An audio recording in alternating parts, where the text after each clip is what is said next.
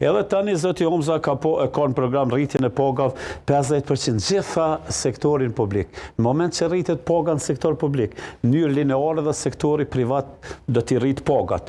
E kemi po që do t'i rrit gjitha shtesat, gjitha ndihmat sociale, gjitha pensionet 50%.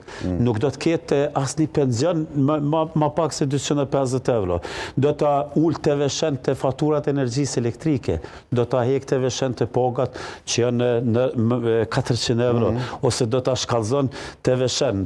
Edhe ka një politik edhe të pagesat TV-shes të ndërmarrësia në këtë rast të biznesit, mu bo masit shiten produktet, jo mu pagu në dogon, po mu pagu do të me shitjen e produkteve dhe shoh që Bedri Omza është njeri duhur, në kohën e duhur, për me ja kthy qytetarëve shpresat dhe gjithë qytetarët e Kosovës. Rinia jonë, studentë tonë, vajzat tona, djemtë tonë, ndrimet e tyre, jetësore, mi realizu në vendin e tyre. Kjo mu i ndodh me një persona kredibil në vendin e duhur, sepse nuk mjafton vetëm dëshira për të punu, e vullneti po dush edhe me ditë me punu. Tani, nuk ka për shembull pa një drejtësi efikase, nuk ka shtet fort. Ne kem pas rastin pisha aferat e fundit që apo ndodhë në Kosovë me Faruk Mujken. Një telefonin një zyrtarit të zonë, a i kem ditë këtu i kem thonë, nëse më kthen mu retroaktiv.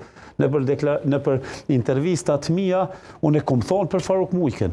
Nëse është një prokurori efikase, nëse një zyrtar publik e bastis, edhe ja gjon 50.000 euro në shtëpi, ti duhet me shtinë burg, se unë kom obligim ligjor të Agjencia Antikorrupsion me deklaru mjetet që i kom shtëpi, ku i kom priorja tyre, ose heq deklarimi tyre.